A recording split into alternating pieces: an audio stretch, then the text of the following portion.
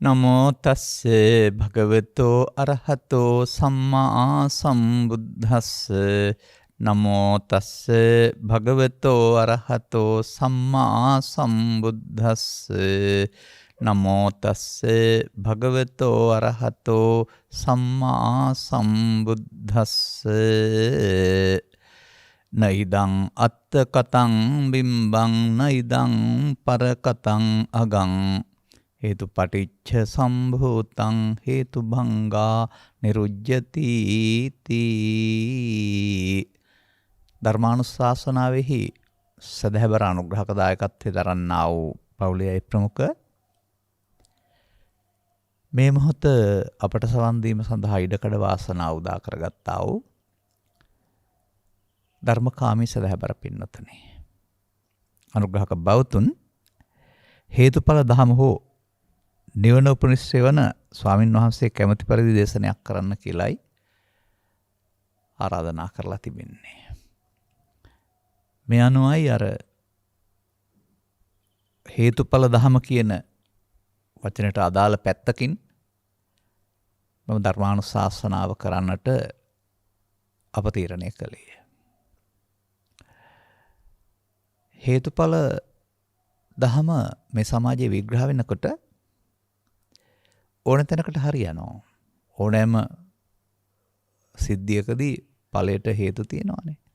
මරණ පරීක්ෂණය කියන එකේ තේරුමත් මරණයට හේතු හොයනවා කියන එක. ඒ වගේම අවමගුල්ලුස්සවල අනුශාසනාවලදීත් ඔය මම ඉහතින් සඳහන් කළා ගාථාවම අරගෙනත් මේ මව්පියන්ගේ එකතු වීම නැවති හේතු නිසා හටගත්තා. දැන් හුස්ම පාර නැති වුණාන් පස්සේ පරලොව නැත්තම් පරලොව යන්න වුණා හේතු බංගා නිරුජ්ජති කියන තැනට ගලපනවා මගේ කනින් මම අහලා තිනවා. නැත්නම්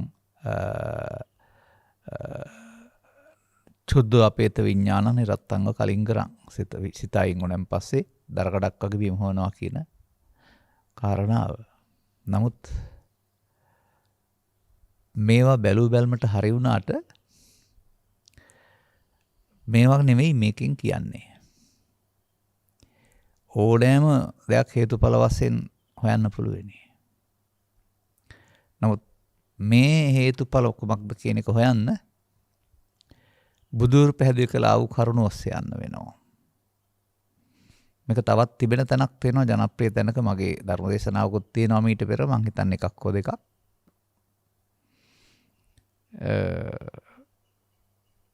අසජි මහරහතන් වහන්සේ හමුවේ පහදින උපතිස්ස පිරිවැජියා ඔබ වහන්සේ කවුද? ගුරුවරයා කවුද? ඉඳුරන් ආදී ප්‍රසන්නයි කියලා කිව්වහම මනම් අහවලයි කියලා ඊට පස්සේ වැඩි බණක් දන්නේ නැහැ කිව්වහම දන්න දෙයක් කියන්න අපි තේරුම් ගන්නම් කිව්වයි කියලා තියෙනවා ගැඹුරින්. අනේ එතනත්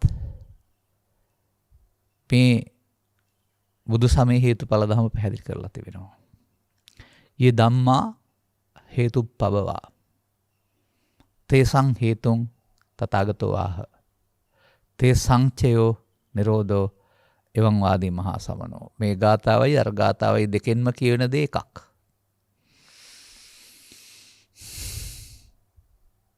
එනිසා යේ ධම්මා හේතුප්පවවා ගාථාවේ අර්ථය මම මෙතනට ගන්න නැතුව මේක පැහැදිලි කරන්නම් ඒකත් එතකොට තේරුම් ගන්න. ඔය බිම්බං කියන එක. ඇතැම්ම බිම්මලටත් යදලා තියෙනවා නැත්නම් කයටත් යදලා තියෙනවා බිම්බය කියන එක. කයට යදනවද පංචස්කන්ධයට යදනවද දන්නෙත් නෑ සමහර වෙලට. මේ කය Taman විසින් කරපු එකකුත් නෙවෙයි. ඉදං අත්ත කතම් බිම්බං.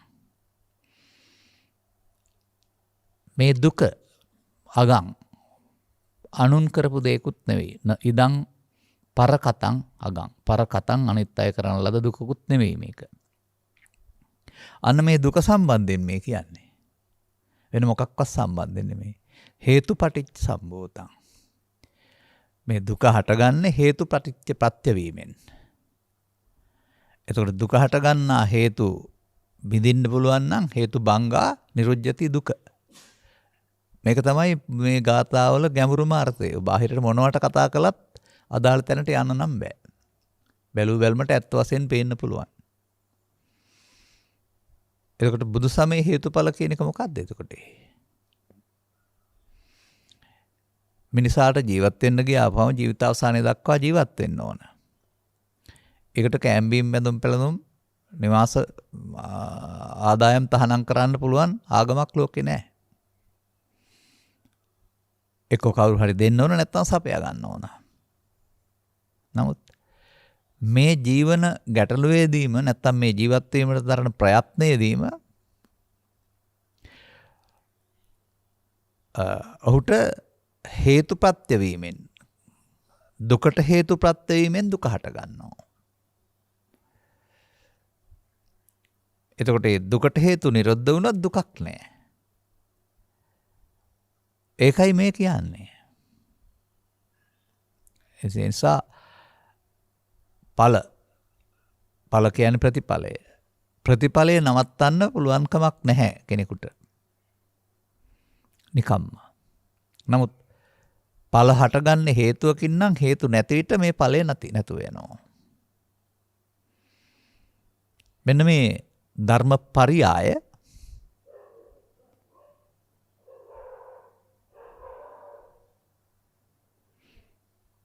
තථාගතයන් වහන්සේ විශ්වාස කරන උන්වහන්සේගේ ධර්මපරයය විශ්වාස කරන අය විසින් මේ ගෞතම සසන තුල ලබාගත් ජීවිතය තුල බුදු සමයෙන් ඔබට පරිත්‍යාග කරනු ලබන හෙලි කර දෙනු ලබන උත්තරීතර සැනසීමට හිමිකරුවෙක් බවට පත්වීමෙන් ජාති ජරා ව්‍යාධි ශෝක පරිදේව දුක් දුම්නස් වලින් මිදෙන්න කැමති නම් ඉහාත්ම වශයෙන්ම හෙවත් මේ ජීවිතයේදීම එනම් ඔය හේතුපටිච්ච සම්භූතං ඉස්සලා ඉගෙන ගන්න වෙනවා. එතකොට ඒකෙන් තේරෙනවා මේ අගන් හටගන්නේ හේතුපටිච්ච වීමෙන් කියන එක. එහෙනම් ඔබට ඕන වෙනවා හේතු භංග කරන්න. වෙන මොකක්වත් නැති වෙන කතාවක් නැහැ. දුකට හේතු නැති කිරීමෙන් දුක නැති වේ. ඒ නිසා තමයි ත්‍රිපිටකයේ පුරා පවතින්නේ ඉහාත්ම වශයෙන්ම මේ ජීවිතයේදීම දුක් කෙලවර කරගන්නේ. ලබන දේ අපි තමයි මහ ලොකුට සලකන්නේ. නමුත් මේකේ පැහැදිලි කරලා තියෙන්නේ දුක් කෙලවර කර ගැනීම. නමුත් දුක් යන්න සමාජයේ තේරුම් ගන්නවමදි ඔවුන්ට තේරෙන මට්ටමින් තමයි ඔවුන් දුක හිතන්නේ. එසේ රදයක් හැදෙන එක, බඩේ කක්කමක් ඇත වෙන එක, ඥාතියෙක් මිය යන එක, අසන්න පාළු වෙන එක ආදී බාහිර සාධක අපට දුක් ගෙනත් දෙනවයි කියලායි ලෝකයා හිතන්නේ. මේක විශාල වරදක්. බාහිර සාධක නිසා අපට දුක් ගෙනත් දෙනවයි කියන ඔබේ දැක්ම නිවැරදි නැහැ. බැලූ බැල්මට ඇත්ත වගේ වුණාට ඒක තමයි මුලාව කියලා කියන්නේ. එහෙමනම් බාහිර සාධකවල වෙනස්කම් හැමදාමත් ඇති වෙනවා.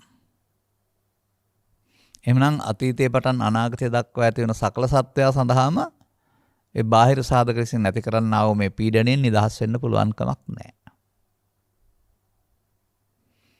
එහෙමනම් බුදු සමය කියන්නේ බොරු දෙයක් වෙනවා, බොරු ආගමක් වෙනවා. නමුත් තථාගතයන් වහන්සේ ස්වකීය ශ්‍රාවකයන් සඳහා පැහැදිලි කරන ලද ධර්ම න්‍යායක් මගින් ඒ බාහිර සාධක එහෙම තිබියදී එවෙන් කිසිදු පීඩනයකින් තොරව ජීවිතේම දුකක් නැතුව ජීවත් වෙන්න පුළුවන් විදියට වෙනස් මගක් හෙලි කරනු ලබනවා. අන්න එවිට ඔබ දුකට කරදරේ හිරටපත් වෙන සාධක බාහිරයේ තිබෙනවායි කියලා ඒවා නැති කරන්න යන්නේක හෝ ඒවට දොස් පවරණේක හෝ පළක් ඇති දෙයක් නෙවෙයි.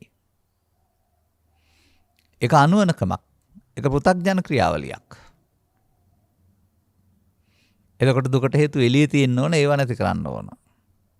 ඔබට යම් කිසි කෙනෙක් දැක්කම තරහ උපදිනවා. ඒක දුකක් ඔබට. ඒ පුද්ගලයා මරපුවාම දුකක් නෑ. එහෙමනේ ඔබ හිතන්නේ. ඔබට යම්කිසි කාගෙන් හරි තර්ජනයක් ඇති වෙනවා. ඔහුව දේශපාලන බලය දා මාරු කරපුවාම දුකක් නැහැ. ඔබ එහෙමයි හිතන්නේ. ඔබට අස්වැන්න සම්බන්ධයෙන් මිලිහෙල යාමක් හෝ පාළුවක් සිද්ධ වෙනවා. එතකොට ඒකට ප්‍රතිකර්මයක් ගත්තාම වන්දියක් දුකක් නැහැ කියලා ඔබ හිතනවා. හේතුබංගා එළියේ එතකොට තියෙන්නේ. මේ හේතුබංග මේ ඔබ දකින ආකාරයෙන් මේ හේතුබංග කිරීම කියන එක මිනිස්සුන්ගේ ජීවිතේ.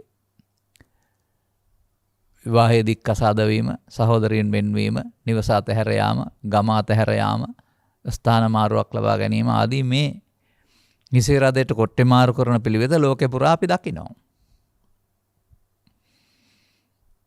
නමුත් හිසේ රදයට කොට්ටේ මාරු කරාම හිසේ රදේ නැතුව තියෙන ඊළඟ කොට්ටේ රත් වෙන තුරු විතරයි. ආයෙත් හිසේ රදේ තියෙනවා. මොකද කොට්ටේ නෙවෙයි හිසේ රදේ තියෙන්නේ. හිසේ. හරි ලස්සන උදාහරණ මේවා. බුදුරජාණන් වහන්සේ කියලා කියන්නේ හිසේ රදයට කොට්ටේ මාරු කරන ප්‍රතිකර්මය කරපු කෙනෙක් නෙවෙයි. හිසේ රදයට බේත් කරපු කෙනෙක්.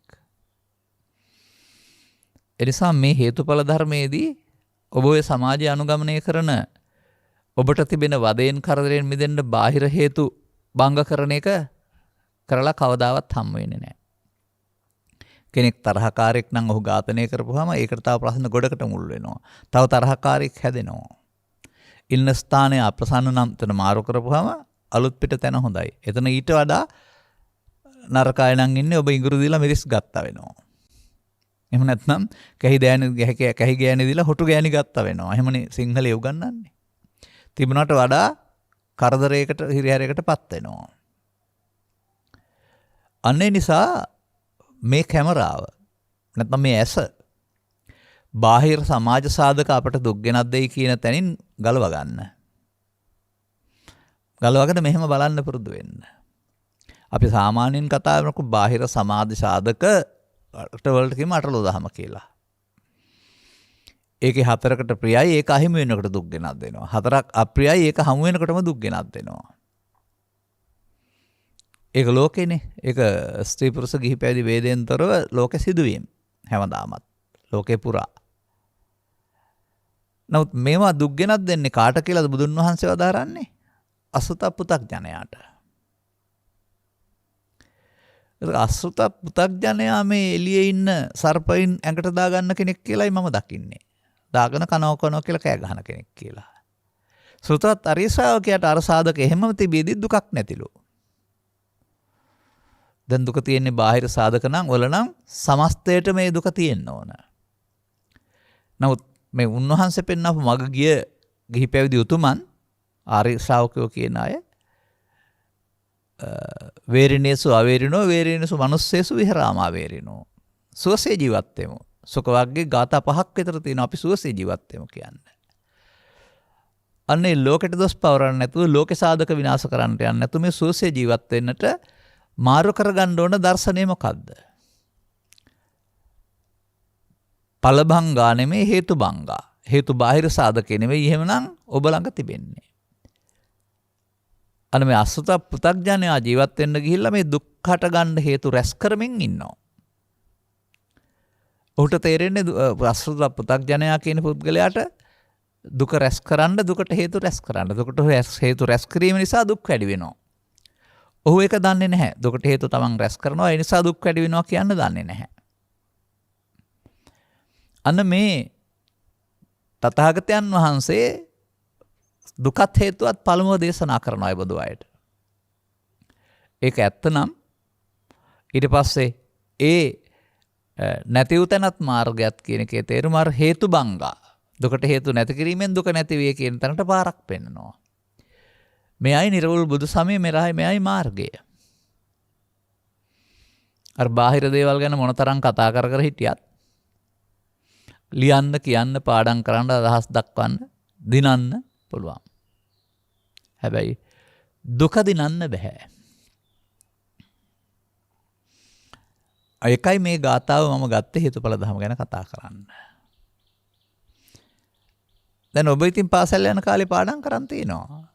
දුකට හේතුව අටලෝ දහම කියලා උගන්ලා නැහනේ. දුකට හේතුව තණ්හාව කියලා උගන්ලා තියෙන්නේ. නමුත් ඒක තිබෙන තැන පිළිබඳ අවබෝධයක් ඔබට නැහැ. මන්දයත් ඔබ ඉගෙන ගත්තේ පුද්ගලයෙක් වශයෙන්. මව කුසින් බිහි ජීවිතාවසානය දක්වා ජීවත් වෙන පුද්ගලයෙක් වශයෙන් වචනයක් ඉගෙන ගන්න ඇරුණාම අදාළ තැනට ඔබ ප්‍රවිෂ්ඨ වුණේ නැහැ. පටිච්ච එකතු වෙනවා. සම්භූතං. එතකොට හට ගන්නවා. තේරුම් ගන්න ඕන කාරණාව මොකක්ද එතකොට? අන්න ඊට පස්සේ අර බාහිර හේතුඵල ගැන කතා කරන්නේ නැතුව කවුද පෘථග්ජනයා කවුද ආර්ය ශ්‍රාවකයා කියලා බලන්න ස්කන්ධක වර්ගය උගන්ලා තියෙන ආකාරයෙන්. මේ සියල්ල අයන්න ඉඳලා කියන්න අවශ්‍යයි කියලා මම හිතන්නේ නැහැ. අසෘත පෘථග්ජනයාය කියලා කියන්නේ පංචස්කන්ධය ආත්ම කොට ගත්තා අත්පුද්ගලයා. සුතවත් ආර්ය ශ්‍රාවකයයි කියලා කියන්නේ පංචස්කන්ධය ආත්ම කොට ගැනීමේ වරද දැක එයින් මෙදෙන මාර්ගය ගත්ත කෙනා. ඔය පංචස්කන්ධ කතාවට එන්න වෙනවා එතකොට. මේ හේතුඵල ධම දකින්න. අන පංචස්කන්ධ කතාව ලෝකේ පවතින සමයන්හි ඉගැන්වීම් වල භාවිතයට අරගෙනම නැහැ. බුදු සමයේ තථාගතයන් වහන්සේ පිළිබඳ විශාල දේශනා ගණනාවක් කර තිබෙනවා. වචනය අපේ සමාජයේ පවතිනවා. වචනයට අදාළ අරුත තමා තුළින් දුටුවෝ පාසල් අධ්‍යාපනය තුළ දහම් පාසල් අධ්‍යාපනය තුළ පිරිවෙන් අධ්‍යාපනය තුළ නැහැ. ඔය ඔක්කොම පහු කරන් ආපු කෙනෙක් වශයෙන් ඒ කියන්නේ. මතක තියාගන්න. ඊට එහා එක පාඩමට එහා ඔබ තුළ දැක්මක් ඇති කරගන්න ඕන. මන්දයත් සංකිට්ඨේන පංච උපාදානස්කන්ධා දුක්ඛ අන්න වචනේනවා. දුක මොකද්ද? අටලෝධම නෙමෙයි. පංච උපාදානස්කන්ධය හට ගැනීම. මේ පංච උපාදානස්කන්ධය තුල තියෙන එකක් තමයි දුක කියන්නේ. බාහිර ලෝකේ තියෙන එකක් නෙවෙයි. බාහිර ලෝකේ ඒ සඳහා පුංචි පුංචි අර හේතු ප්‍රත්‍ය හේතුත් නෙමෙයි ඒවා ප්‍රත්‍ය. හේතු ප්‍රත්‍ය කියන කාරකයේ තේරුම හේතු කියන්නේ ප්‍රධාන සාධකේ ප්‍රත්‍ය කියන්නේ අතුරු සාධක කියන එක. ඒ ඔබ මේ ප්‍රධාන සාධකයේ පිළිබඳ ගවේෂණය කරන්නේ නැතුව අතුරු සාධක අතුරු ප්‍රත්‍ය එකක් දෙකක් අඩු කරලා දුක නැති කරගන්න බලනවා. ඉතින් ඔක ඔබේ ජීවිතය තුලත් පවතිනවා. මේ අතුරු ප්‍රත්‍යක් ඉවත් කර ගැනීම තුළ කෙටි කාලීනව දුක අමතක කරගන්න එක. බලන්න තද ඉසරදයක් හැදිලා තියෙනව නැත්නම් දත් කැක්කමක් හැදිලා තියෙනව නේද කියලා. විශාල වේදනාවක්. ඔබ මොකද කරන්නේ? මේ වේදනාව දැනෙන්න තියෙන සංවේදී බව එන්නතක් මගින් හිරිවට්ටලා අමතක කරගන්නවා. දැන් ඔබට දැනෙන්නේ නැතුව යනවා. දත ගලවන්න පුළුවන්. දැනෙන්නේ නැහැ. දත ගලවනවා දැනෙනවා නම් රිදෙන්නේ නැහැ. නමුත් හිරිවැටීම අයින් වෙනකොට ගලවපෙකේ වේදනාවත් එක්ක ආපහු එනවා. අර වේදනාවට මූලය නැති කරේ නැහැ. දත කැක්කමක් හටගන්නේ දත දිරා යාම නිසා එතන ඇති වෙන්නා වූ සිංහල වෙදකමට අනුව නම් වාතයේ බලපෑම කියන එක. අන්න ඒ වගේ අර ඒ බාහිර කාරණාවලත් එක හේතුවක් එක ප්‍රත්‍යක් අයින් කිරීමෙන් අර දුක කෙටි කාලීනව මොහොතකට අමතක කරන්න පුළුවන්. ඉතින් ඒ නිසා මේ පෘථග්ජන මිනිසා කරනු ලබන්නේ පය බරවායට පිටිකර බෙහෙත් බඳින එක. මේ යෙදුම් ඔය 60 70 ගණන් වල සිංහල සාහිත්‍ය හැදෑරුවා නම් දන්නවා නැත්නම් ඒ පොත් කියවුවා නම් බරවරෝගේ තියෙන්නේ කකුලේ. නමුත් මේ පිටිකර කියන පාවිච්චි කරන්නේ සමහරට බෙල්ලද නැත්නම් අතේ දන්නෙත් නැහැ. කොතන හරි මතකත් නැහැ. වෙන තැනක බෙහෙත් බැන්දට හරියන්නේ නැහැ. නමුත් සිංහල වෙදකමේ ඇහි අමාරුවට කකුල ඇඟිල්ලක බෙහෙත් බඳින වෙදකමකුත් නැතුව නෙවෙයි. එතකොට අපිට මේ අදාළ ගැටලුවට හේතුව හොයාගත්තාම ඒ හේතුව निराකරණය කළොත් ගැටලුවක් කියලා එකක් නැති වෙනවා. ඒක බාහිර සමාජයට හරි. නමුත් බාහිර සමාජයේ ඒ වගේ ගැටලුවක් පිළිබඳ හොයලා බලලා ගැටලුවට මූලය අයින් කරපුවම ගැටලුව විසඳෙනවා. ඒක යොදා ගන්න පුළුවන් හේතුඵල ධර්මය. නමුත් ඒක ලෞකික ක්‍රියාවලියක්. ඒ හේතුඵල න්‍යාය ඕන තැනකට යොදාගෙන ඵලය නිදහස් වෙන්න හේතු නිරෝධ කිරීම කරන්න පුළුවෙනි. නමුත් බුදු සමයෙන් මේ පෙන්වන්නේ මෙතන මේ කාරණාව අර අගං කියලා තියෙනවානේ. පර කතං අගං. අන් අය කරපු දුකකුත් නොවේ. න ඉදං මේ දුක. අර දුකක් තියෙනවානේ. ඒ දුක නෙහෙනම් මේ ඒ දුක තමයි සම්භූතං හටගන්නේ. මොනවා නිසාද? හේතු ප්‍රත්‍ය වීමෙන්. ඒ දුක තමයි නැති වෙන්නේ හේතු භංග වීමෙන්. ඔබ ඉගෙන ගන්න ඕනේ හේතු ප්‍රත්‍ය වීමයි හේතු භංග වීමයි දෙක. ඒ තමයි හේතුඵල ධම. දැන් එවිට ඔබයි ඔබේ ජීවිතය තුළ දුකට හේතු රැස් කරනු ලබන්නේ. කුමක් තුළ රැස් කරනු ලබන්නේ? නිවස තුළ නෙවෙයි, කය තුලත් නෙවෙයි. පංචස්කන්ධේ පංච උපාදානස්කන්ධේ බවට පත් කර ගැනීම තුළ ඔබේ චිත්ත අභ්‍යන්තරයේ අවිද්‍යා සංකාර නම් වචනයක් යටතේ තණ්හානුසය නම් වූ මූලයේ වශයෙන් තමයි රැස් කරන්නේ.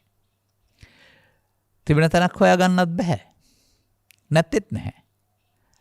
ඔය නූතන පරිගණකේ ඔබ දත්ත අඩංගු කරලා තියෙන ගබඩා කරලා. ඒ අඩංගු අමතර කොටස එළියට අරන් ගලක තරලා හොයාගන්න බලන්නකො දත්ත තියනවද කියලා. නැහැ.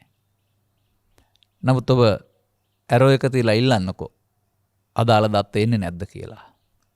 තියෙන තැනක් නැති වුණාට හේතු වශයෙන් ගබඩා කරලා නිසා තමයි අදාළ හේතු ඉල්ලපුවම ආපහු එන්නේ. අන්න ඒ වගේ තමයි මේ ඔබට දුක් ගෙනත් දෙන ගබඩාව ඔබ විසින් තනාගන්නේ. මේ ගබඩාව පළල් කරන්නාට පෘථග්ජනයයි කියලා කියනවා. ඔහු දන්නේ ගබඩාව පළල් කරන්න ගබඩාවට හේතු එකතු කරන්න විතරයි. මේ ගබඩාවේ දේ හිස් කරන්නාට ආර්ය පුද්ගලයයි කියලා කියනවා. පෘථග්ජන පුද්ගලයාට එනම් හේතු පටිච්ච සම්භූතං කියන වචනේ හවලංගුයි. මම එකයි කියන්නේ ඔය පෘථග්ජනයා දන්නේ දුකයි හේතුවයි රැස් කරන්න විතරයි. ආර්ය පුද්ගලයා තමයි නැති වුණ සහ මාර්ගය දන්නේ ආර්ය සත්‍ය දෙක වළංගු වෙන්නේ ඔහොමයි.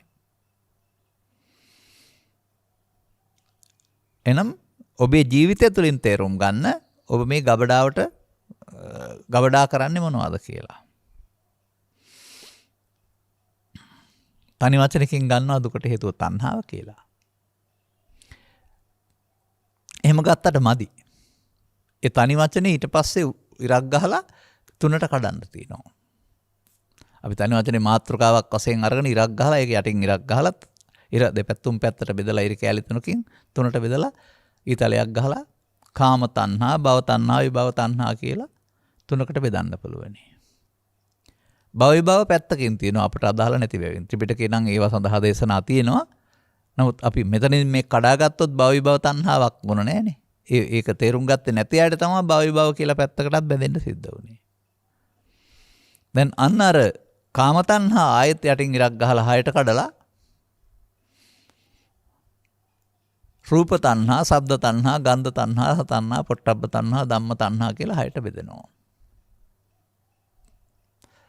අනච්ච ඉමේ භික්කවේ තණ්හා කායෝ කියන්නේ මේක තමයි. අන්න ඔබට ඔබේ නොදන්නකම නිසා මේ අසකරණාසය දිවකය මාර්යෝ බවට පත් වෙලා. නැත්නම් ඒව මාර්යෝ නෙවෙයි. ඒ මාර්යෝ බවට පත් වෙලා තිබෙන්නේ ඔය දොරවල් හයෙන් ගන්න තියෙන කාරණාවලට රතුවිර පන්න සීමාවට දක්වා යාම නිසා. ලෝකෙට ඔබ ජනිත වන්නේ මේ හය දීලා ස්පියාන ඉන්න නෙවෙයි. කං පාවිච්චි නොකර ඉන්න නෙවෙයි. එදිනෙදා ජීවිතයේ අවශ්‍ය දේවල් හඳුනාගෙන අදාළ කටයුතු කරන්න. නමුත් ඔබ අතින් සිදුවෙන දේ ඒ හමු වෙන දේ හඳුනා ගැනීම වෙනුවට යම් දේවල් සොයා යාම, පිටුපස්ස පැන්වීම, ලුහ බැඳීම. අර හමු වෙන දේ හඳුනාගෙන කටයුතු කිරීමට කාමයේසනා කියන්නේ නැහැ. නමුත් අර බාහිර ලෝකේ තියෙන කාරණාවල සැප තියෙනවා කියලා මුලා වෙච්ච පුද්ගලයා දිවා රාත්‍රී දෙකේ ඇසෙන් කනෙන් නාසෙන් ඒවා හොයාගෙන යනකොට දැන් කාමයේසනා. දැන් අර කාම තණ්හාව රූප ශබ්ද ගන්ධ රස පොට්ටබ්බ ධම්ම කියලා තණ්හා හයකට බෙදලා තිබෙනවා. දැන් දුකට හේතුව තණ්හාව නම් ඒ හයේනේ දුකට හේතුව තියෙන්නේ. දැන් කොහොමද මේක වෙන්නේ? දැන් දුක නැමැති ඵලය කොතෙන්ද දෙන්නේ? ජරා ව්‍යාධි ශෝක පරිදේව දුක් දුම්නස්. ඔබේ හිතට එනවා දැනෙනව නේද? ඔය සමහර ජීවිතය අගට ගියා වූ වෙහෙසකර ජීවිතයක් ගත කළා වූ තාත්තලා අම්මලා, වෙහෙසකර කියන්නේ කායික නෙවෙයි මානසික වශයෙන් තමන්ට එන්න මුහුණ දෙන්න සිදුවෙන්නා වූ අභියෝගයන්ට පීඩාකාරීව මුහුණ දීලා. කොතරම් පීඩාකාරීව කියනවා නම් වයස යන්න ඉස්සෙල්ලා කෙස් ටික සුදු වෙන තරමට පීඩනය. කියනවා මම විතර දුක් විඳපු. පිරිමියෙක් නම් පිරිමියෙක් කියයි, තාත්තෙක් නම් තාත්තා කෙනෙක් කියයි, කාන්තාවක් නම් අම්මා කෙනෙක් නැත්තම් ගැහණියක් කියයි. මේ තුන් ලෝකෙම නැතුව ඇති කියලා කියනවා. කුමක්ද? ඒ වුන් තම තමන්ගේ ජීවිතේ මුහුණ දෙන්න ගිහින් ඇති කරගත්තා වූ පීඩනයේ තරම. අර කියන්නේ. ඉතින් මේ පීඩනය තමයි මිනිසාව වෙහෙසටපත් කරන්නේ සහ මිනිසාට ජීවිතෙත් එපා කරන්නේ. බරපතලයි මේක. නමුත් මේ පීඩනයට වර්තමානයේ යොදන වචනේ තමයි ආතතිය කියලා කියන්නේ. පහුගිය කාලෙත් එක එක ආතති මතුවන ආකාර දැනගන්න ඔබට ලැබෙන්නේ නැති. නිවෙස් වලට වෙන්නලා සිදු වුණා ඇති වුණා වූ අලුත් අභියෝග නැත්තම් අලුත් ගැටලු පිළිබඳව වාර්තා වුණා අතරතුර. වෙනදාට වඩා සැමියන් නිසා පහර කාලා රෝහල් ගත වෙන කාන්තාවන් සංඛ්‍යාව වැඩි බව, වෙනදාට වඩා බීමත් පියවරුන් නිසා දඬුවම් ලබන දරුවන් වැඩි බව, වෙනදාට වඩා මේ ආතතියන්ගෙන් මිදෙන්න වැරදි උපක්‍රම භාවිතා කිරීම නිසා අපයෝජනයට ලක් වෙන දරුවන් වැඩි බව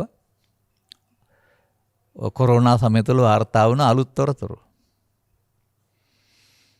එතකොට මේ මිනිසා තමන් නොදන්නා කම නිසා තමන්ට දරා ගන්න බැරි පීඩනයකට පත් වෙනවා.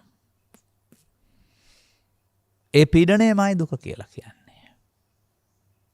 එතකොට ඒ පීඩනයට හේතුව තථාගතයන් වහන්සේ පැහැදිලි කරලා තිබෙනවා. අන්න ඒක තමයි දුකත් හේතුවක් දැන ගැනීම කියලා කියන්නේ. පොත පාඩම් කරන එක නෙවෙයි. එතකොට ඵලය කියන්නේ මේ දුක කියන්නේ ඵලය, හේතුව තමයි දුකට හේතුව කියලා කියන්නේ.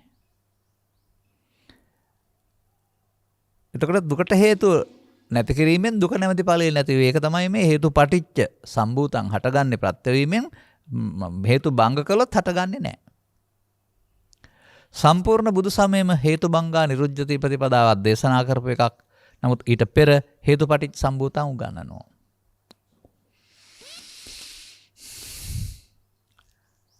කොහෙන්ද මේ දුක් හට ගන්නවා කියලා තියෙන්නේ? මේ දුක් වලට කියනවා සංකත ධර්ම කියලා. යංකෝ භික්ඛවේ අනුසේති. මහණෙනි, යම්කිසි පුද්ගලයෙක් අනුසේ වශයෙන් නිතර කරයිද, පස්සේ ගන්න තියයිද, තව තේරෙන භාෂාවෙන් කියනවා නම්, තේන එයින් අන්නේ තබපෙකෙන් තමයි මේ දුක හටගන්නේ. මොකද්ද පස්සේ ගන්න තියනවා කියන්නේ? අනේක මිනිසා අතින් සිදුවෙන්නා වූ වරදක් නැත්නම් ප්‍රමාදයක්. තමාම තමන්ගේ සතුට දුක් අගාධයකට හෙලා ගැනීමට මඟක් පාදා ගන්නවා.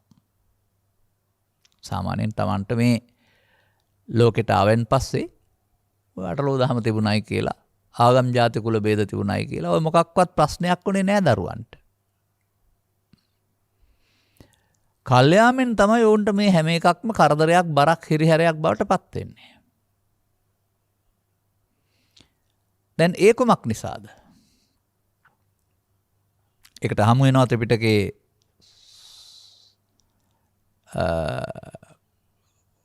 සංයුත්ත නිකාය තුළ, කන්දක වග්ගය තුළ හොඳ ලස්සන වචනයක්. උපාදා පරිත්තස්සනංචෝ භික්ඛවේ දේසිස්සාමි. අනුපාදා පරිත්තස්සනංච. පරිත්තස්සනය, පරිත්තස්සනාව තැවුල. ඔබ කියන දුක. උපාදා අල්ලා ගැනීමෙන්. මහණෙනි, අල්ලා ගැනීමෙන් තැවුලත්, අල්ලා නොගැනීමෙන් නොතැවුලත් දේශනා කරමි. අල්ලා ගැනීමෙන් තැවුල කියන එකේ දේශනා කරන්නේ දුක සහ හේතුව. අල්ලා නොගැනීමෙන් නොතැවුල දේශනා කරන්නේ නැති වූ තැන සහ මාර්ගය. තේරුම් ගත්තම අර හොඳට කොණ්ඩේ තියෙන කෙනා 4-4ට ගැට ගහනවා වගේ නැත්නම් 5-4 හැම හැරුණ පැත්තට ගැට ගහනවා වගේ මේ සියලු ඉගැන්වීම් ලස්සනට ගලපන්න පුළුවන්. වෙන දෙයක් දේශනා කරන්න තිබුණේම නෑ බුදුරජාණන් වහන්සේට. මහණෙනි මම එදත් අදත් ඉදිරියටත් කියලා වාදාරලා තිබෙනවානේ. දුකත් හේතුවත් නැති උතනත් මාර්ගයක් දේශනා කරමු. එපමණමයි බුදුන් වහන්සේට ලෝකේ සමාජයට පැහැදිලි කරන්න කියලා තියෙන අනිත් කාරණා ලෝකේ ජීවත් වෙනකොට මිනිස්සුය කරගන්න ඕන දේවල් ඒවා පිළිබඳවත් නියාමනයක් දීලා තියෙනවා. අර දුක හේතුව වැඩි කරන පැත්තට ජීවිතය සකස් කරගන්න එපායි කියලා. ඒ ජීවිතය ගන්නා වූ ක්‍රියාමාර්ග නිසාම දුකට හේතු රැස් කිරීම වැඩි වෙනවා නම් ඒ ක්‍රියාමාර්ග අනුව ජීවත් වෙන්න එපායි කියන සිංහාලෝවාද සූත්‍ර, ව්‍යග්ගපජ්ජ සූත්‍ර වැනි සූත්‍ර, මංගල සූත්‍ර වැනි කාරණාවල කිසියම් නියාමනයකුත් තිබෙනවා. නමුත් ඉතින් ඒවා පිරිත් කියලා කියා ඉන්න ඇරුණාම අදාළ ක්‍රියාමාර්ග ගන්නෙ නැහැ සමාජයේ. ඒවා කිව්වහම ලෙඩ හොඳ වෙයි කියලා කියන්න ගන්නවා දවල් රෑ දෙකේ. ඔය සමහර මාධ්‍ය තියෙන එළි වෙනකම්ම වෙන මොකුත් නැහැ ගාථා සහ පිරිත් විතරයි.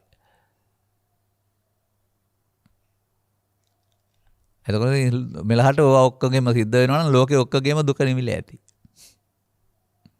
ඒ යන පැති සමාජයේ යන පැති. මම ඔකට වචනයක් කියනවා. පෘථග්ජන සමාජයේ Taman ඕන පැත්තට බුද්ධ ආගම ගෙනියනවා. නමුත් මිනිසා පෘථග්ජන භාවයෙන් මෙදෙනකොට Taman ඕන පැත්තට ගෙනිහින් හරියන්නේ නැහැ. දුකට හේතු නැත කිරීමෙන් දුක නැත කිරීම දැනට ගෙනියන්න ඕන.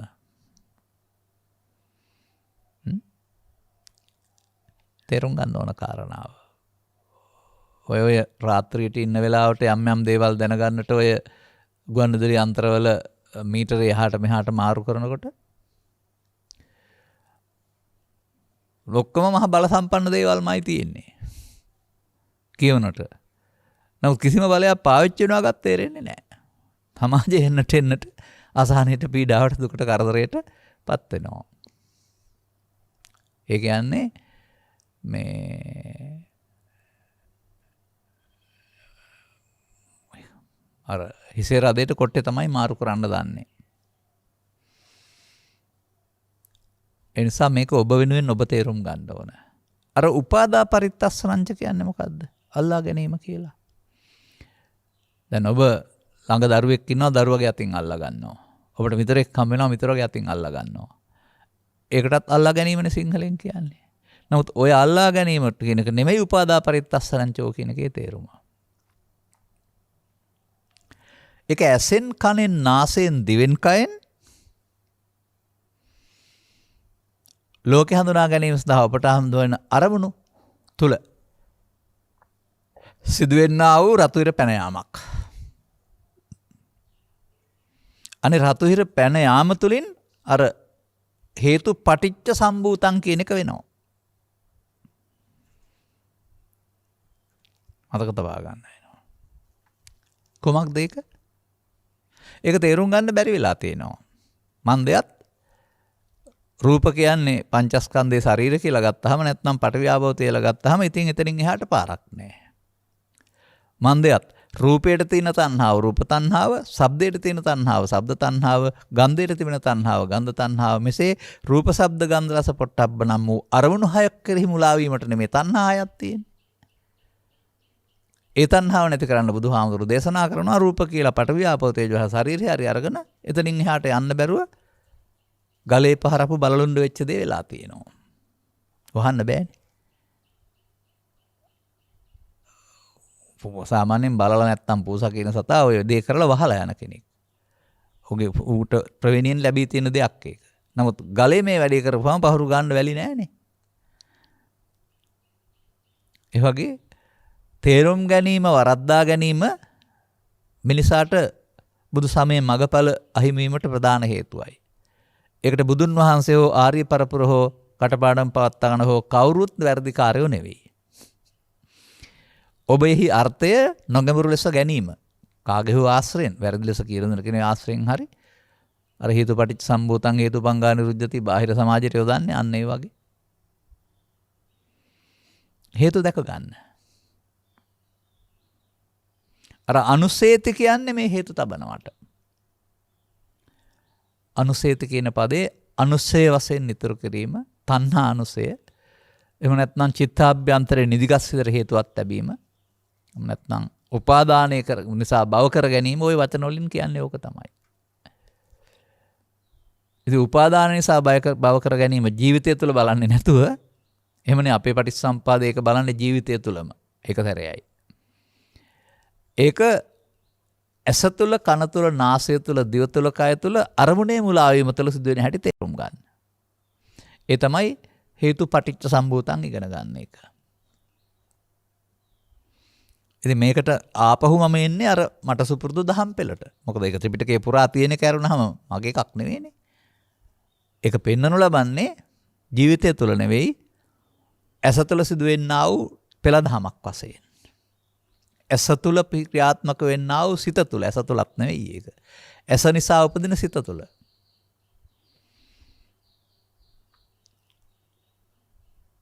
අනේ එතනදී ඔබට මේ හමු වෙන කාරණා ලෝකේ ඕන කෙනෙකුට හමු වෙනවා.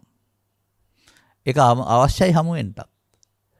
හරි වැරදි පත්‍ය අපත්‍ය හොඳ නරක හඳුනා ගන්න ලෝකේ මේවා පිළිබඳ හැඳිනීමක් තියෙන්න වෙනවා. නමුත් ඊට එහා යමින් පෘථග්ජනයා කරන වැඩේ තමයි අර අල්ලා ගැනීම නැත්තම් උපාදා පරිත්තස්සරංචෝ කියලා කියන්නේ. ඒ අල්ලා ගැනීම කොහොමද පෙළදහමේ උගන්වන්නේ? ඔබට පාඩම්.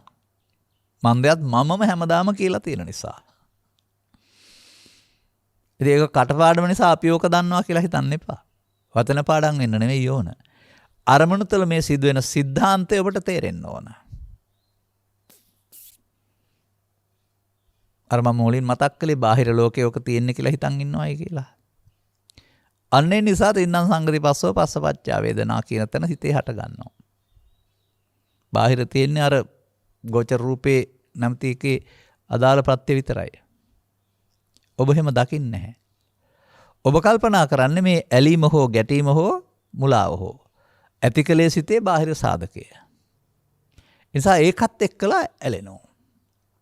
ඒකත් එක්ක ගැටෙනවා. ඒක එහෙ තියෙනවා සාධකය. නමුත් ඇලීම ගැටීම ඔබේ හිතේ හට ගන්නවා. මේ ඇලීම ගැටීම කියන දෙකට තමයි මේ වේදනාපච්චය තණ්හා කියලා කතා කරන්නේ. තණ්හා වුණාම ඊට එහාට යන්න වෙනවා නිකන් තනියෙන් ඉන්න බෑ. අනර පංච උපාදානස්කන්ධා දුක්ඛ කියන දුක්ඛට ගන්නා වූ හේතු වශයෙන් උපාදාන නම් වර අල්ලා ගැනීම. උපාදා පරිත්තස්සනං චෝ බික්කවේ කියන වදන මේ අරමුණු තුළ සිදු වෙනවා පෘථග්ජනයාගේ ෂණයකින්. එහෙම වුණොත් යලිත් මේ පීඩණය හට ගන්න අවශ්‍ය හේතුව චිත්තාභ්‍යන්තරයෙන් නිදිගත වෙනවා, නිදා ගන්නවා. ඒකට කියනවා භව කියලා. භව අංගය. නිදිගත් සිත අනුස්සයට ඉතුරු වීම.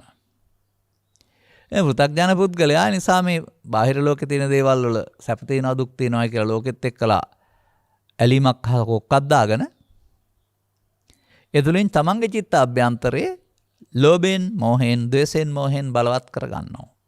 ඒවිට ඔහු දුක් උපදින්න හේතු සිත ඇතුලේ රැස් කර ගන්නවා. මේ මම මතක් කළා වූ පෙළදහම දිනපතා ඇස තුලත් ඇසෙන් කනෙන් නාසයෙන් දිවෙන් කන ඕනෑම තැනකනිදුත් අනුගමනීය ප්‍රතිපදාව බවට පත් කර ගන්නවා. ඊට පස්සේ කියනවා අපි බොහොම හොඳට හිටියා, ගහෙන් ගෙඩියනවා වගේ ජීවිතේ දුකක් බවට පත් වුණා, කරදර එන්න පටන් ගත්තා. එමය උන්ට තේරෙන්නේ. කොහේ ඉඳලා එනවද දන්නේ නැහැ කියලාත් කියනවා. ඒ නිසා බුදු සමය කියලා කියන්නේ පොතක් නෙමෙයි. පොතේ තියෙන පෙළදහම. ඕක කියුවට හරියන්නේ නැහැ. ඔබයි පොත. ඔබේ පොත කියවා ගන්න ඔබ. ඔබේ මේ ඇස තුළ මේ ක්‍රියාදාමය ඒක තමයි පෙළදහම. අන්න එහෙම ඔබ පිළිබඳව හොඳ විශ්ලේෂණයකදී තථාගතයන් වහන්සේ මේක මනවින් පැහැදිලි කරනවා. නැවත නැවතත් ජීවිතේ ළමා කාලේ පහු කරගත්තයින් පස්සේ පෘථග්ජන පුද්ගලයා මිය යනතුරුම ওই වැඩේ කරමින් ඉන්නවා. අපි තවත් පෘථග්ජනයි කියලා ඉතින් ලැජ්ජ නැතුව කියනවා. මේ බුදුවර ලෝකෙට පහළ වෙලා දේශනා කළේ පෘථග්ජන භාවයේ ඉන්න නෙමෙයි, පෘථග්ජන භාවයෙන් මිදෙන්න. මහලුකෝ ආඩම්බරයට කාරණයක්. අපි තාමත් පෘථග්ජනයි කියන එක. මන්දයත් මේ සිද්ධියට එළඹෙන්නට ඔබට අදාළ දේශනාවක් සවන් දෙන්න ලැබුණේ නැහැ. සවන් දුන්නත් ඔබ තේරුම් ගත්තේ නැහැ.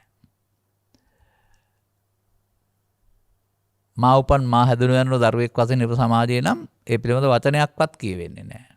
මන්දයත් ගිහි මිනිස්සුන්ට ඕවා තේරෙන්නේ නැහැ. පින් කරගන්නව යරනවා ඊට වඩා පින් කරන හැටි කියනවා යරනවාම ඊට එහාට දෙයක් නැහැ. හරියට බුදුරජාණන් වහන්සේ පැවිදි මිනිස්සුන්ට බණ කිව්වා වගේ. නෑ ගමට ගිහින් ගමේ ඉන්න හැම මිනිස්සුන්ටම පැහැදිලි කරලා මෙන්න මෙහෙම වැඩක් තියෙනවා නුවණ තියෙනවා නම් මේ වදින් මිදෙන්න කියලා පඤ්ඤාවන්තස්ස අයන් ධම්මෝ කියලා උන්වහන්සේ ප්‍රඥාවන්තයෝ කියලා කොටසක් හැදුවා. ඒකට ස්ත්‍රීද පුරුෂද ගිහිද පැවිදි කියලා නෑ. හැදුවා කියන්නේ උන්වහන්සේ හැදුවා නෙමෙයි තෝරාගත්තා තේරෙන අය. අයන් ධම්මෝ. ඔවුන් සඳහා තමයි මේ න්‍යාය. දුප්පඤ්ඤස්ස වෘතඥයෙක් නම් ඉතින් එයාට ඒ න්‍යාය වළංගු නෑ. එහෙනම් එයාට පිළින් එහාට ලෝකයක් නෑ. ඔහුට පින් කරන බුද්ධ ආගම තුල හිර වෙන්න රැඳෙන්න සිද්ධ වෙනවා භවගාමී වෙලා. ඔහු හේතුපටිච්චසමුප්පාදන් තමයි ඒක තුල. පාපකාරී පුද්ගලයාත් හේතුපටිච්චසමුප්පාදන්. ඒක එක මගක්. පුණ්‍යකාමී පෘථග්ජනයාත් හේතුපටිච්චසමුප්පාදන්. ඒක තවත් මගක්. ධානලාභියත් බුදු සමයෙන් පරිබාහිරව හේතුපටිච්චසමුප්පාදන්. ඒ හේතුන්ගේ ඵලය තමයි අපාය කාමසුගතිය රුපියල් බඹතල කියන්නේ. අන්න හේතු එකතු කරපුවම ඵල හම්බ වෙන තැන. දැන් Taman ඉන්න සීමාව තේරුම් අරගෙන හේතුපටිච්ච හොයාගත්තාම දැන් මේ සංකංගත්තති කියන්නේ මොකද්ද?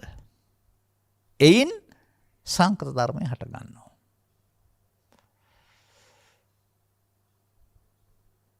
ඔබ මෙහෙමයි කියන්නේ. මට ඔහු දකින්න කොටත් නායට අඳු කළ වගේ මරාණ වැරෙන්න හිතෙනවා. විශාල පිළිකුලක් හට ගන්නවා.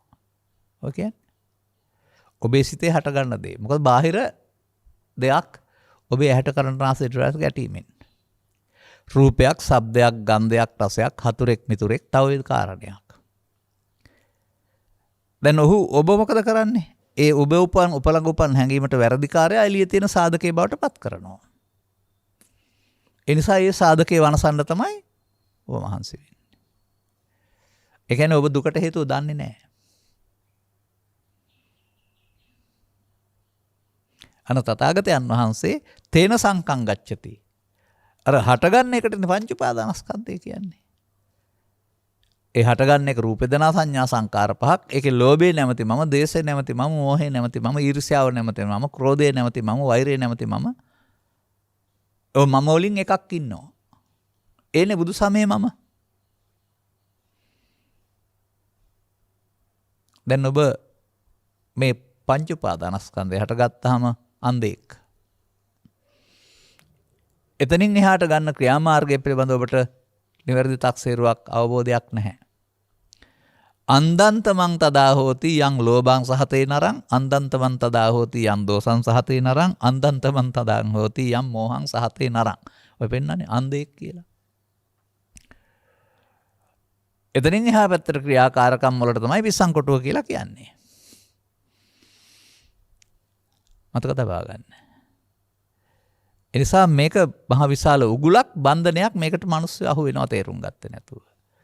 එතකොට මේ බන්ධනය හැදෙන ආකාරය සහ එහි පවතිනා වූ මේ පීඩන සහභාගය තේරුම් අරගෙන මිදෙන්න ඕන නැත්නම් කවදාවත්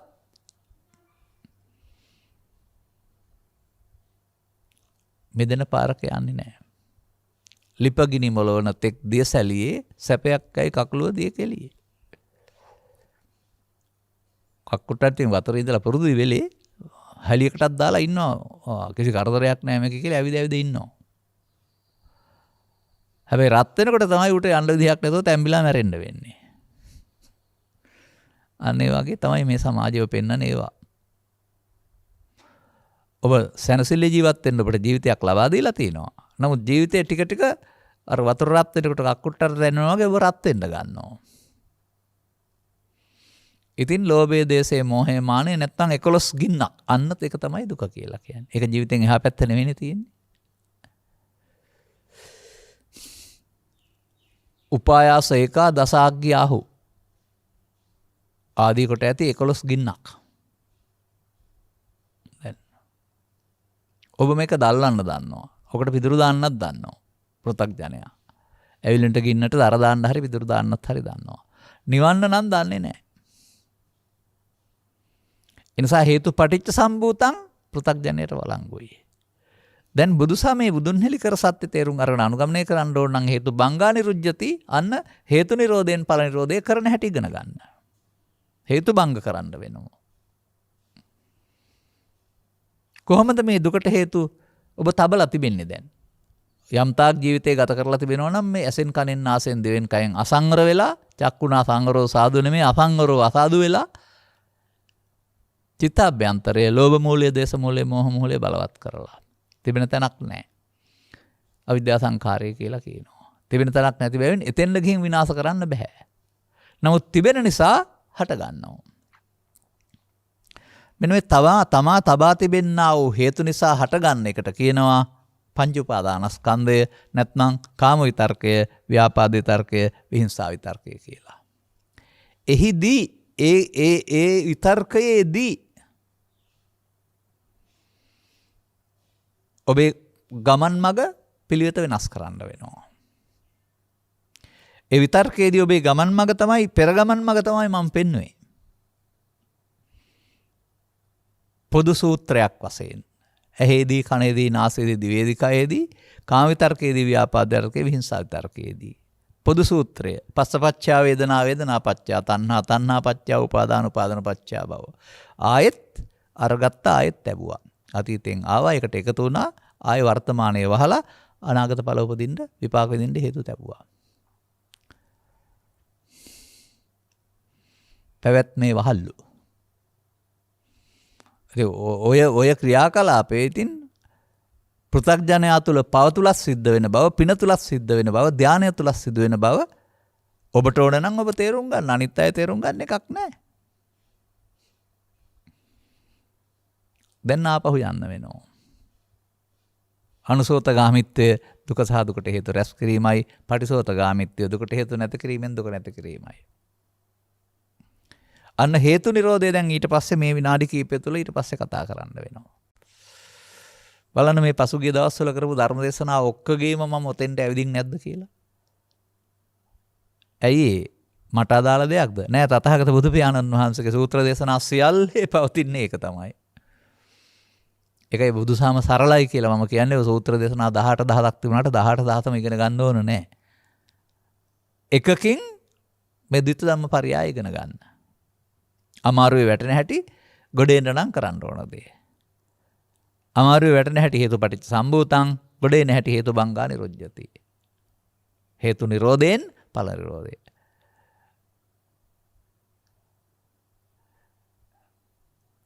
එතකොට මෙතෙන්ට තථාගතයන් වහන්සේ ලස්සන වචනයක් පෙන්නනවා.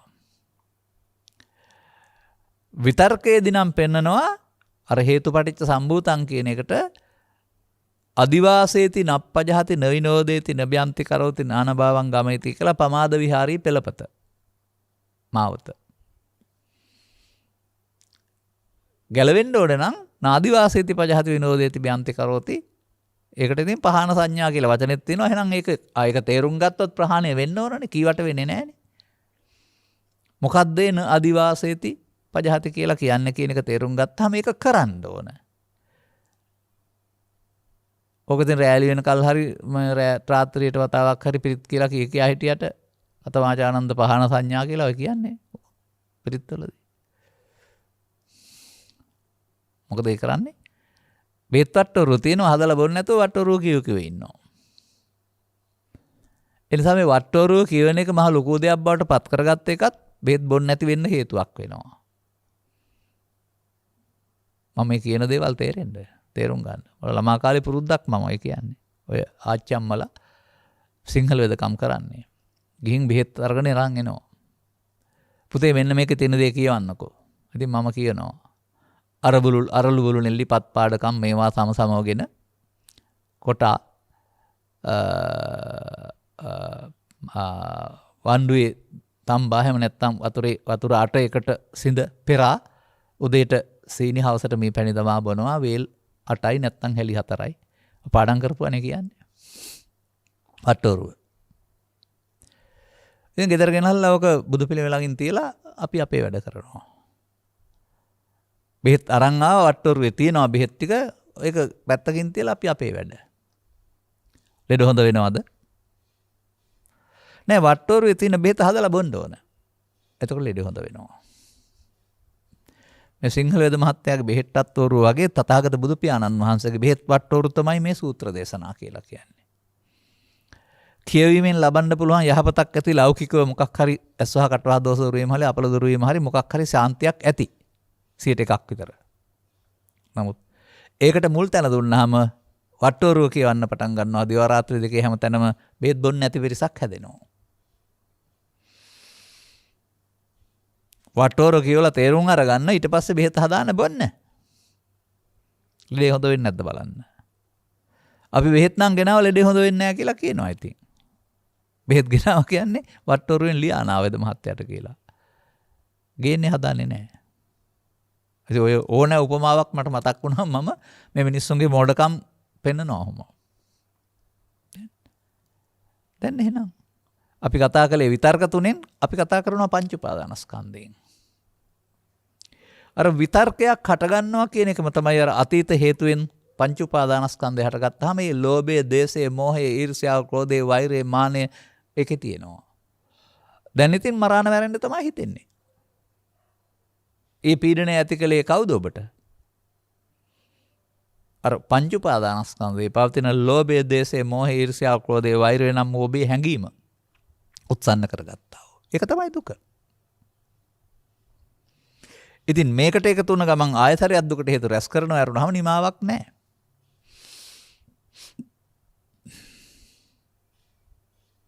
දැන් මෙන්න මේ මොහොතේදී අවදි උතෙන් පටන් නින්දට යනතුරුම මේ මොහොත මේ නැකත උදා වෙනවා ඔබට ඇත්තටම. තේරුම් ගත්ත පුද්ගලයාට සුබ නැකතක් මේක. සුනක් කත්තං සුමංගලං කියලා තියෙනෙත් ඒකනේ. අත්තෝ අත්තසනක් අත්ත කියලා තියෙනෙත් ඒකනේ. කරන්න ඕන දේ කරන එක නැකත. එතකොට මෙන්න මේ මොහොත ඔබට මේකට එකතු නොවෙන්න පුළුවන් නම් අර දුකට හේතු රැස් කිරීම නැමැති ක්‍රියාවලියෙන් ඔබ අත මිදෙනවා.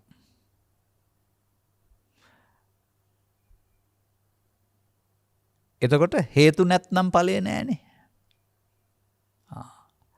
ඒකට තමයි අල්ලා නොගැනීම කියලා පෙන්නන්නේ. ඒකට තමයි අනිත්‍ය දකින්නවා කියලා කියන්නේ. ඒකට තමයි යෝනිසෝ මනසිකාරය කියලා කියන්නේ.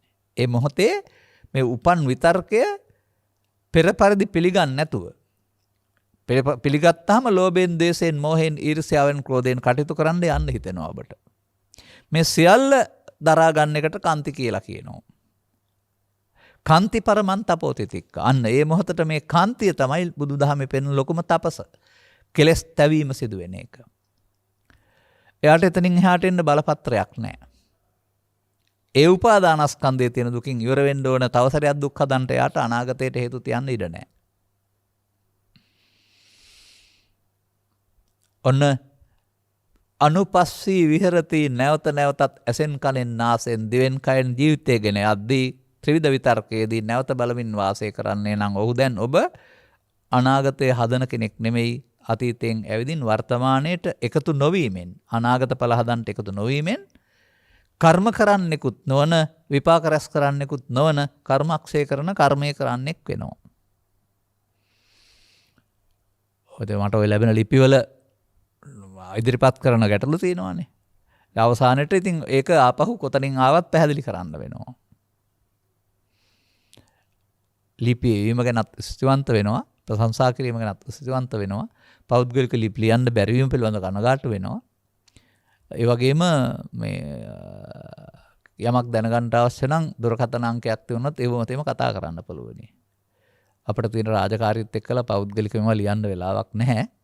නමුත් අපි එවන දේවල් නොකියවනවා නෙවෙයි බලනවා.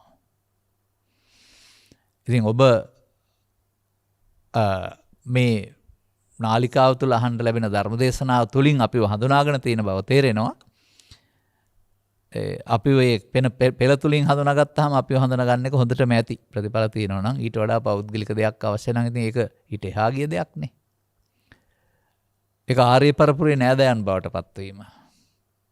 ජාතියක්, ආගමක්, කුලයක්, ස්ත්‍රී ස්වභාවයක්, ගිහි පැවිදි භාවයක් මොකක්වත් නැති එකක් ඒක. සංවිධානයකුත් නැහැ. අනුගමනීය ප්‍රතිපදාවට යන පිරිසක් වෙනවා. දැන් ඔවුන්ට දැන් තමන් අතින් උන වැරදි තේරෙනවා. දුක දකින්නවා හේතුව දකින්නවා කියන්නේ ඒකයි. දැන් නැති වූ තැන තණ්හාව නැති තුන නම් මාර්ගේ. නිරෝධගාමිනී පටිපදාව යනවා. මොහොතක් පාසාම නානුසේති. අනුසේතියක් නැත්නම් දුක හටගන්නේ නැහැ. අන්නේ නානුසේති අනුසේතියක් නැති වෙන්න නම් මොකද කරන්න ඕන? පරණ පාරේ නොයා ඉන්න වෙනවා. පස්සපච්චා වේදනා වේදනාපච්චා තණ්හා තණ්හාපච්චා උපාදාන උපාදානපච්චා භව කියන පරණ පාර වෙනුවට පස්ස නිරෝධෝ අන්න එකතු නොවෙනවා කියන්නේ ඒකයි. ඒක තමයි කන්ති කියලා කියන්නේ. ඒකයි අල්ලා නොගැනීම කියලා කියන්නේ. ඒකයි පංච උපාදානස්කන්ධය අනිත්‍ය බව සේරම එක තැන තියෙන්නේ. ඔක එකකින් තේරුම් ගන්න. තේරුම් ගත්ත කෙනෙකුට මම කියන වගේ කිසි කරදරයක් නැතුව ඔක කියන්න පුළුවන් යෝන සූත්‍රයක් තුළින්. දැන් ආරබත දැන්. නමුත් අනුපස්සී විහෙරති නැවත නැවතත් බලමින් වාසය කරන්න ඕන සෝවාන් රහත් දක්වාම. එතකල්ම වැඩේ තියෙනවා. එතකල් මේ සඳහා මේකට එකතු නොවෙන්ට ඒ වළක්වන්ට සති නම් වූ චෛතසික දියුණු කරන්න ඕන. දියුණු වෙන තරමට වැඩේ කරලා පස්සේ මතක් වෙයි, වැඩේ කරනකොට මතක් වෙයි, වැඩේ කරන්න ඉස්සර වෙලා වාරණය පැනවෙයි. මේ පාර අපාගාමී මාවත, මේ පාර භවගාමී මාවත, මේකේ මාය ආයතු නැහැ. දැන් අර අතීතෙන් නැති කරන පීඩණයෙන් දුක කියන්නේ. නමුත් අතීතයෙන් ඇති කරන පීඩණය නැති වෙනව නේද? ලෝභක්ඛේදී සක්කාය මොහක්ඛේදී. දැන් ඒකෙන් ඇති කරා වූ මේ පීඩණය නැති එකම හොඳ සැනසීමක් බව නැති වෙනකොට ඔබට තේරෙවි. ඒකයි ලෝභක්ඛය, දේසක්ඛය, මොහක්ඛය නිබ්බානං කියලා තියෙන්නේ. ඒ නිසා මේ කරුණ ඔබ තේරුම් ගන්න. බාහිර ලෝකෙ දිහා බලන්නේ නැතුව ඔබ විසින් මේ දුකටපත් වීමට හේතු තබන බව, පෘථග්ජනයාගේ ධර්ම නියාමයේ ඒක බව, මේ හේතු නොතබා නිවීමෙන් දුක් නැති වෙන බව, ආර්ය පුද්ගලයාගේ මාර්ගයේ බව තේරුම් අරගෙන ඔබ මාර්ගය ගන්න. මාර්ගය අරන් ඵල බලාපොරොත්තු වෙන්න, මාර්ගය ගන්න නැතුව මාර්ගඵල ගැන ලියන්න කියන්න කතා කරන්න යන්න එපා, වැඩක් වෙන්නේ නැහැ. ඔය රටේ හුඟක් තියෙන එක තමයි. මාර්ගඵල ගැන කතා කරනවා, ලියනවා කියනවා. නමුත් මාර්ගය ගන්නෙ නැහැ. අනිවාර්යයෙන්ම මාර්ගය කෙලවර ඵලයේ තියෙනවා. කර්මයේ කෙලවර විපාකයේ මෙලොව පරලොව වශයෙන් තියෙනවා වගේම ඒක ලෞකිකයි, දුක්සහව සැපසහිතයි. මාර්ගයේ කෙලවර විපාකයේ ලෝකෝත්තරයි. ඒ ඵලය ධර්මයට පැමිණීමයි. ඒ ඵලය බුදුන් දැකීමයි. අදාළ තැනටපත් වෙන්නට මෙම කරුණු පැහැදිලි කිරීම උපනිශ්‍රය කර ගන්නා ලෙස මතක් කරමින් ඔබේ ඉල්ලීම මෙසේ ඊට කරමින් ධර්මානුශාසනාව අවසන් කරනු ලබනවා. දායකත්වය මෙම උතුම් ධර්ම දේශනය සඳහා සැදැහි දායකත්වය දෙනු ලබන්නේ අංක 63B කලල් පිටිය උකුවෙල පදිංචි GDA අත්තනායක සෝමාවති ජයසිංහ යන දෙමව්පියන් ඇතුළු ඥාති පිරිස විසිනි. අරමුණු අතර 2013 ජනවාරි මාස 20 වන දින දායකත්වයේ දරූ අය අතරින් වෙන්ව ගිය හරින්ද්‍ර ජීවන් අත්තනායක පුතුණුවන්ගේ 34 වන ජන්මදිනය 2021 දෙසැම්බර් මාස 8 වෙනි දිනට යෙදී තිබූ බැවින් ඒ සිහිපත් කරන අතර පින් බලාපොරොත්තු සිටි නම් මෙම උතුම් ධර්ම දේශනාමය කුසලයේ අනුමෝදන් වී භවගාමී ජීවිතය සුවපත් වී නැවත මනුලොවට පැමිණ චතුස්සත්‍ය අවබෝධ කොටගෙන සසර ගමන නිමා කර ගැනීමට ලැබේවා. මේ නම මට මතකයි මාධ්‍ය තුල. මේ පළවෙනි වතාව නෙමෙයි මම මේ නම කියන්නේ. ඒ තරමට වුන් මේ සඳහා කාලයේ ධනය කැප කරනවා. තවද දෙපාර්ශ්වයේ මියගිය මව්පියන් හා සියලු ඥාතීන් පින් අන් බලාපොරොත්තු ඇතනම් ඔවුන්ට උපහාරයක් වේවා. පින් බලාපොරොත්තු ඇතනම් මෙම ධර්මදේශනාමය කුසලයේ අනුමෝදන් වී එයින් සිදු වෙන්නේ භවගමන සුවපත් වෙන එක තමයි. ඔවුන්ටත් මතු උපදිනා භවයක මිනිසත් භව ලැබී මේ ධර්මාර්ගය තේරුම් ගන්නට ලැබීම තුළින් අනුගමන ප්‍රතිපදාවත් තුළින් නිවෙන්න සැනසේවායි කියලා මෙතන වාක්‍යයක් නොතිබුණත් මම වාක්‍ය එකතු කරනවා. එසේම ගෞරවනීය දේශකයන් වහන්සේටත් ඒකායන පරමාර්ථය වන මේ භවයේදීම සතර ගමන නිමා කර ගැනීමට ධර්මදේශනාමය කුසලයේ හේතුපාදක වේවායි ප්‍රාර්ථනා කරන නිදුක් නිරෝගී සුවපත්භාවය සහ දීර්ඝාස ලැබේවා. ධර්මදේශනය ශ්‍රවණය කළ සියලු සදහැවතුන්ටත් දායකත්වය දරූ හැමටත් නිර්වාණ අවබෝධය පිණිසම ප්‍රඥාස පහළ වේවා. ඔබගේ වදන් ගැලපීම බොහෝ සාර්ථකයි. යමක් තේරුම් අරගෙන ලියලා තියෙන බව තේරෙනවා. එබැවින් ඉටුවේ ඇති ඔබගේ යහපත් පැතුම් සඵල වේවා. ධර්ම ශ්‍රවණය කළ පිරිස ඇතුළු ඔබ හැමට මේ හේතුඵල ධර්මයට අහුවෙලා උගලේ අහුවෙලා ඉන්නේ නැතුව හේතු නිරෝධයෙන් ඵල නිරෝධ කරන මාර්ගයේ තේරුම් අරගෙන අනුගමනීය ප්‍රතිපදාවක් තුළින් පරමාර්ථ බුදුන් හමුවෙන්ට ලැබේවායි ප්‍රාර්ථනා කරගන්න. සබ්බිහිතයෝ වජ්ජන්තු සබ්බ රෝගෝ විනස්සතු මාතේ බවත් අන්තරායෝ සුඛී දීඝායුකෝ බව හැම දිනාටම තෙරුවන් සරණයි. රාගක්ඛයෝ නිබ්බානං